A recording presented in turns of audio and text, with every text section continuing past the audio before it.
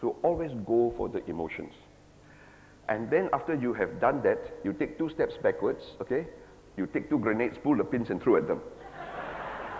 The first grenade is, I empathize with you.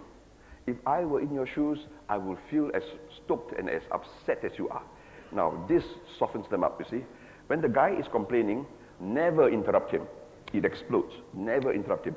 Let him finish complaining. And then when he has lost his steam, you open your eyes wide and say, is there something else? But he has shot his word, you see. Or else, can you repeat the last point you said, you see? And then the second hand grenade is, I apologize that you're upset. I don't apologize for my products and services because you can get sued. I apologize that you're upset. And when you have done that, you can grab him from the other end of the table to your end of the table, and the 2 of you use 2 brains to solve the problem. Solve the problem, negotiate. Solve the problem, negotiate. That's what we don't do. We always jump to a concussion. Okay? Another important thing you do when you are handling customers is learn to give a piece of yourself. Now, I remember I flew from Minneapolis to Seattle to give a speech, and the airline lost my luggage. So I wore the dirty clothes I wore on the plane, and my classmates knew it, so they collected money and bought me a shirt. Boy, I was upset. I went to the woman who was in charge of lost luggage, and I said to her, do you know how you have humiliated me, blah, blah, blah, blah, blah. And when I paused for a reply, she said, sir, there are only 2 human beings in this whole world who care passionately about your lost luggage, and one of them is losing interest rapidly.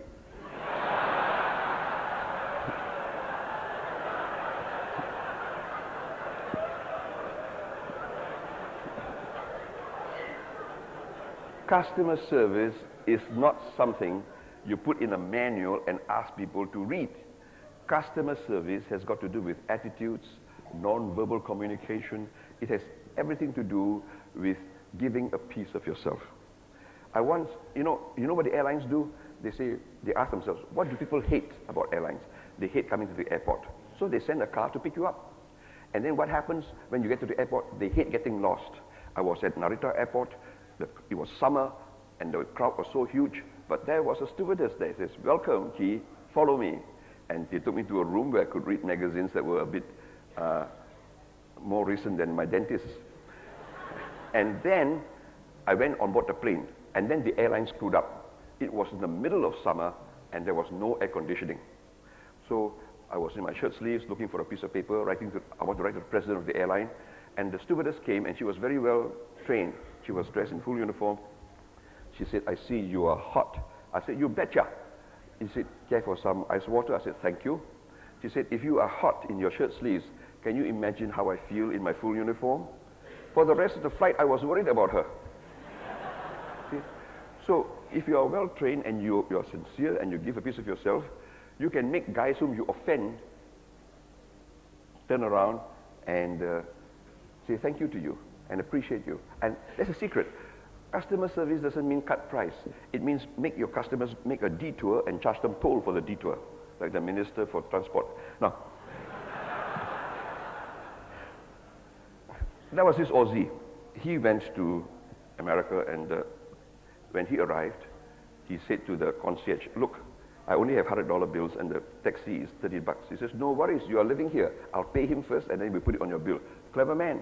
By the way, Mr. Brown, follow me. He says, how do you know my name is Mr. Brown? It's all over your bags. He said, oh, I forgot. When he went to the counter, the woman says, welcome, Mr. Brown. He says, how do you know my name is Mr. Brown? This is the guy who saw your name on your bags. He used his mobile and told me.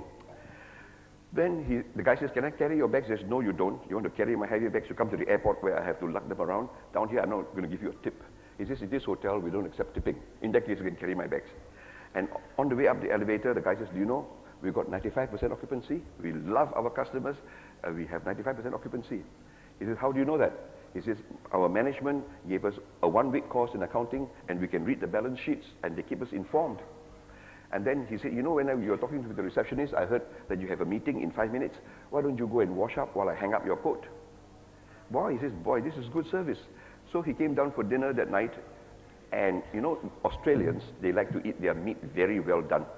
In America, a steak is either rare or ruined.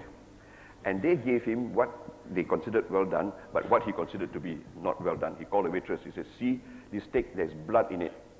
If I give it encouragement,